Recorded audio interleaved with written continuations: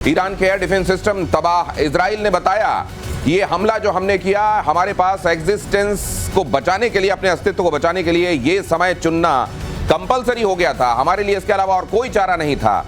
और अब हम पूरा देश एकजुट होकर हमने ये फैसला किया कि हमला करेंगे।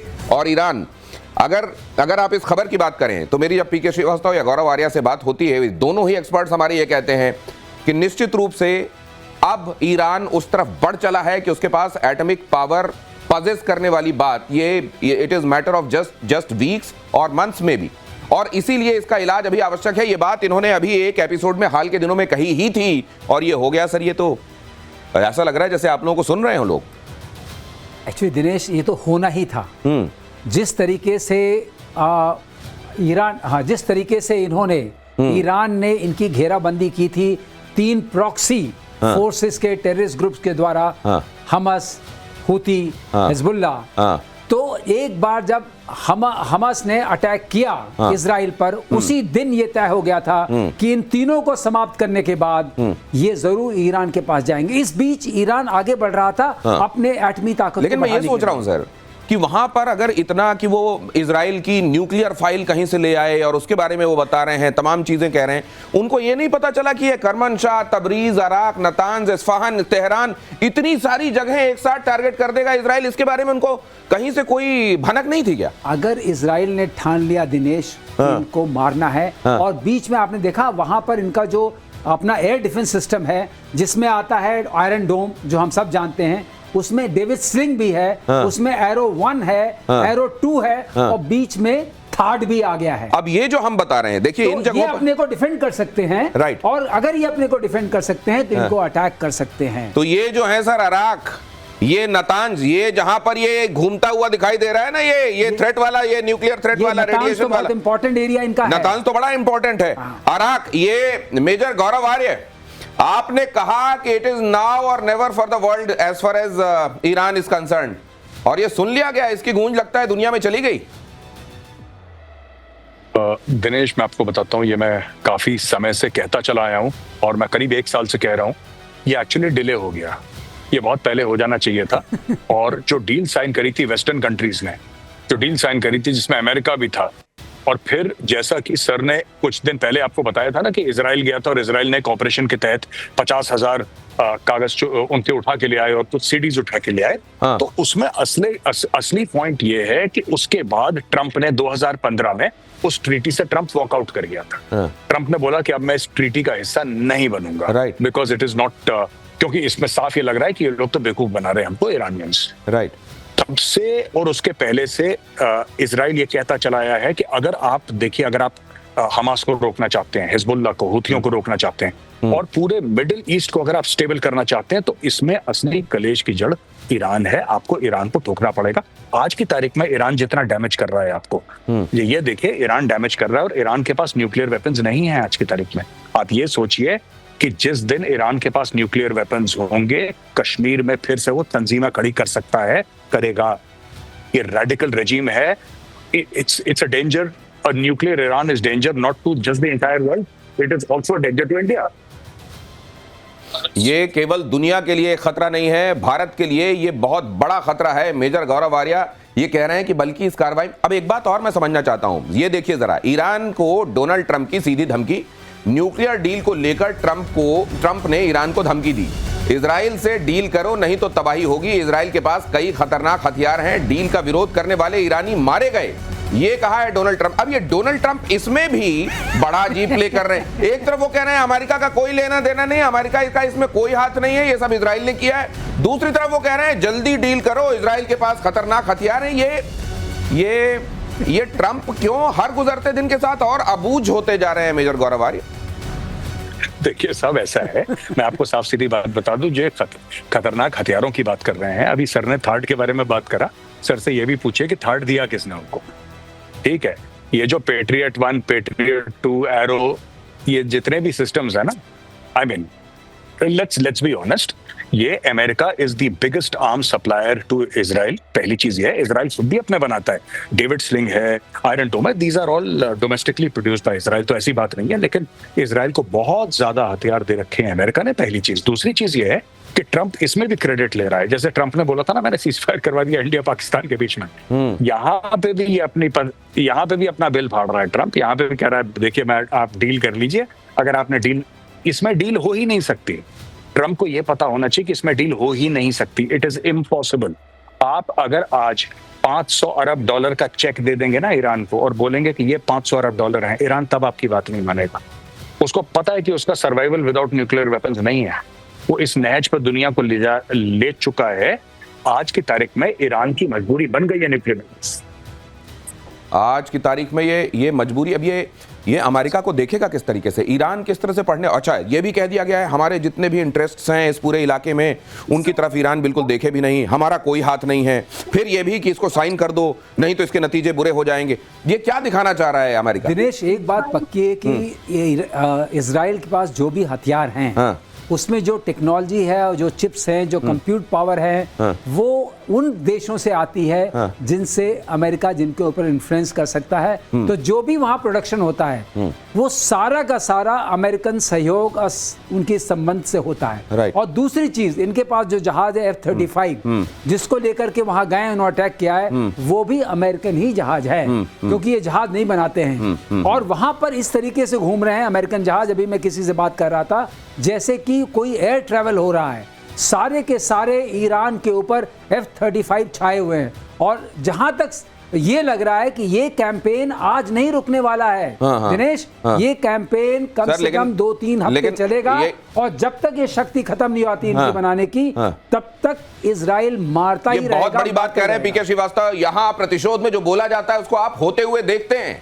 प्रतिशोध में ये कहा गया था कि ईरान का अब मेजर गौरव आर्या के शब्दों में अब उसकी चूड़ी टाइट करने का वक्त आ गया है, बल्कि देर हो रही है और ये चूड़ी टाइट हो गई। अब पीके श्रीवास्तव कह रहे हैं कि ये आप सोच रहे हैं कि अगर ये दिस फार नो फर्दर, ऐसा नहीं है। इसके अलावा आप देखेंगे ये लंबा चलने वाला कैंपेन है। और एक बात और मुझे याद आ रहा है, एक पहलवान, मेजर गौरव आर्या, एक पहलवान मुझे याद आ रहा है, वो दूसरे पहलवान की छाती पे चढ़ा हुआ था, उसको मार भी रहा था और रो भी रहा था। लोगों ने कहा ये क्या कर रहे हो? उसने कहा इसलिए ये मार इसलिए रहा हूं क्योंकि मेरे को इससे खुंदक है, रो इसलिए रहा हूं कि अगर ये उठ गया तो मेरे को मारेगा बहुत।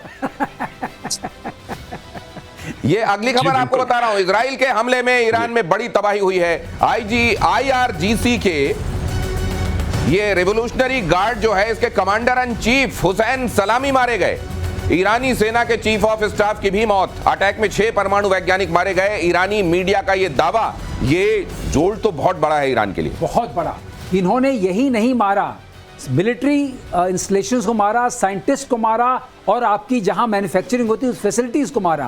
अगर आप देखें तो ये तितरफा मार पड़ी है कि जहां आप बना सकते हैं उसको मार दिया, जो कंट्रोल करते हैं उनको मार दिया, जो साइंटिस्ट हैं उनको भी मार दिया। तो पूरा जो टॉप शीर्ष नेतृत्व हम बोलते हैं, तीनों वर्टिकल्स का आपने खत्म कर दिया। लेकिन ये कासिम सुलेमानी के बाद ये उस समय जो हुआ था, ये कहा गया कि इमरान के मर्म में चोट की गई है। क्या ईरान के इसी तरीके से मर्म में ये उससे बड़ी चोट है? ये बहुत बड़ी, उससे बहुत बड़ी चोट है। आप ये देखिए, इस तरह की खुल्लम खुल्ला चीजों को पहले शायद हम विश्वास नहीं करते, लेकिन इसका मतलब है कि पानी नाक से इतना ऊपर चढ़ गया था कि ईरान को मारना एक मजबूरी बन गई थी इजराइल की, कि इनको तो मारना ही पड़ेगा। इसके रिपरकशंस क्या देखते हैं मेजर गौरव आर्य? ये ठीक है कि ये इतना ही नहीं, इसके आगे चलेगा, ये इजराइल की बात है। ईरान और उसके साथ खड़े हुए देश क्या सोच रहे होंगे? देखिए साहब, अरब देश तो सपोर्ट करते हैं, अरब देश तो ताली बजा रहे होंगे, चुपचाप साइलेंट ताली, जिसमें वॉल्यूम आप जीरो कर देते हैं, फिर आप जोर से चीयर करते हैं और तालियां बजाते हैं। सऊदी अरब में, UAE में, हर जगह जश्न मनाया जा रहा होगा कि ठीक मारा। मैं एक और बात कहना चाहता हूं कि अमेरिका को जो 24 घंटे ये लगता है ना कि डील हो गई, डील हो जाएगी, ये डील वील के, और ये इजराइल जो है ईरान को, क्योंकि इजराइल, आप ध्यान रखिएगा, Israel is a middle eastern country. Israel middle east में है, इजराइल इन लोगों के बीच में रहता है, इजराइल को पता है कि ईरान कैसे सोचता है, और इजराइल काफी समय से कहता चला रहा है कि ये डील वील का चक्कर छोड़िए, आप इनको ठोकिए सीधा। लेकिन अमेरिकन प्रेसिडेंट्स को ये लगता है कि ट्रेड एक बहुत बड़ा हथियार है, और जैसे बाकी देश झुक जाते हैं, ईरान भी झुक जाएगा। ईरान का मसला कभी ट्रेड था ही नहीं, ईरान का मसला डे 1 से था न्यूक्लियर वेपन्स, इसलिए ईरान उसी चक्कर में पड़ा हुआ था। अब इसका पलटवार ईरान करेगा और उसका पलटवार इजराइल करेगा। और मैं फिर एक और चीज आपके भविष्यवाणी कर दूं आपकी शो में, दिनेश, मैं आपको ये बताना चाहता हूँ कि एक बात समझ लीजिएगा, ये जो पाकिस्तान को तैयार करा जा रहा है इसमें, ये मैंने पहले भी बोला था आपकी शो में, जो आसिम मुनीर जा रहा है परेड अटेंड करने के लिए, वॉशिंगटन डीसी जा रहा है परेड अटेंड करने के लिए, राइट। और ये सारे के सारे अभी ये पता लग रहा है कि और लोन दे दिया है, और पैकेज वर्ल्ड बैंक ने दे दिया, आज की खबर है, पता नहीं कितने अरबों डॉलर का। ये सारी की सारी चीजें इसीलिए तैयार करी जा रही हैं। हैट्स ऑफ मेजर गौरव आर्य। ये मैं अपने दर्शकों के लिए दोहरा दूं, जब ये बुलाए गए फील्ड मार्शल अमेरिका में तो ये बात कही गई थी मेजर गौरव आर्य की तरफ से कि जब उधर के गोरे अमेरिकी जो हैं इनको जब प्यार से पुचकारें तो ये समझ लीजिए कि इनकी उपयोगिता आने वाले दिनों में अमेरिका के लिए बढ़ी हुई लग रही है उसको, इसलिए पुचकारा जा रहा है। और जहां वक्त जहां आएगा वहां ये भी कहा जाएगा चाहो मेरे लिए शहीद हो जाओ। ये ईरान के साथ जो टेंशन बढ़ रही है इसको देखते हुए पाकिस्तान की उपयोगिता शायद समझ में आ रही है अमेरिका को, और इसीलिए जो फिलहाल भाव दिया जा रहा है इसीलिए पाकिस्तान को दिया जा रहा है। हैट्स ऑफ सर, आपने कहा इधर वो अनफोल्ड होता हुआ एज इट इज दिखाई दे रहा है। नहीं बिल्कुल, मैं बहुत बहुत धन्यवाद आपका। लेकिन एक और बात मैं आपको बताता चलूं कि ये आज जो पाकिस्तानी सेलिब्रेट कर रहे हैं कि हमारे फील्ड मार्शल को बुलाया, देखो इंडिया को इतनी इज्जत नहीं मिली जितनी हमें मिली है। मैं सिर्फ पाकिस्तानियों को एक बात कह रहा हूं, आप ध्यान रखना, मैं कोई कड़वी बात नहीं कह रहा, मैं फैक्ट बोल रहा हूं। लाशें गिनने का वक्त आने वाला है बहुत जल्दी, बहुत जल्दी। आज से कई साल पहले रोनाल्ड रीगन ने जियाउल हक को बुलाया था, आपको पता है? जियाउल हक को बुलाया था रोनाल्ड रीगन ने, आओ मेरे साथ बैठ के खाना खाओ। उसके बाद तालिबान पैदा हो गया। उसके बाद उन्होंने तारीफ करी थी कि भाई परवेज मुशर्रफ कितना सॉलिड लीडर है, ऐसा तो लीडर हमने दुनिया में नहीं देखा परवेज मुशर्रफ जैसा।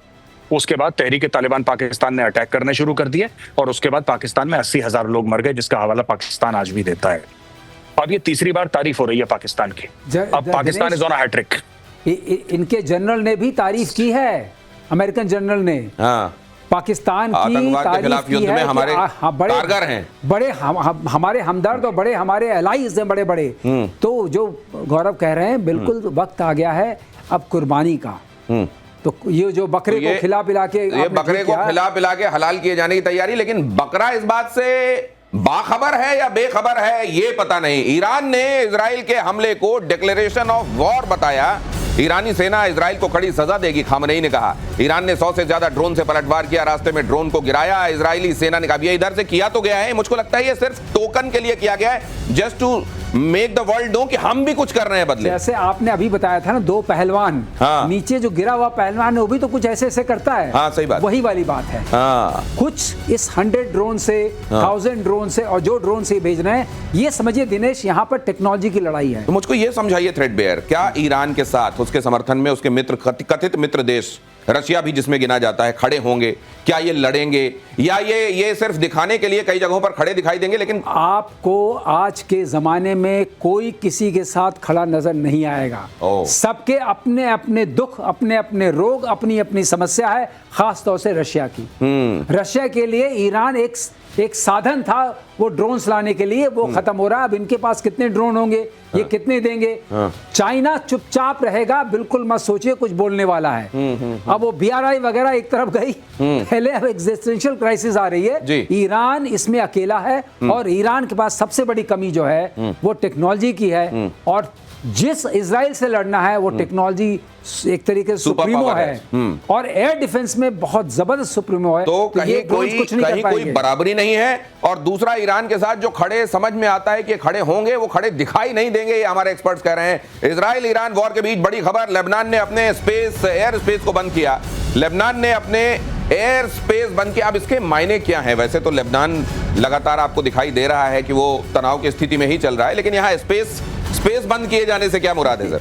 ये वही तनाव की स्थिति में आप क्या कर सकते हैं? क्या कर सकते हैं? जब आपको समझ नहीं आता एयर स्पेस बंद कर देते हैं। लेकिन अगर इजराइल ने एयर स्पेस का वायलेशन किया तो आप क्या कर सकते हैं? आप क्या कर लेंगे? क्या कर लेंगे? वो वाली बात है। लेकिन अब इन्होंने बंद किया है तो इजराइल इसको अवॉइड करने की कोशिश करेगा। ये नहीं चाहते कि ईरान के हमले में हमारा नाम आए कि ये फ्लाइट्स हमारे ऊपर से जा रही थी। राइट। अगली खबर दिखाता हूं। ईरान के परमाणु ठिकानों पर हमले पर IAEA का बड़ा बयान, इजरायली हमले में न्यूक्लियर साइट को नुकसान नहीं हुआ है।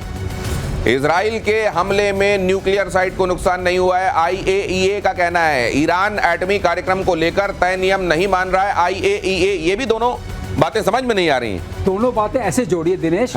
उन्होंने कहा कि अभी हमला खत्म नहीं करो,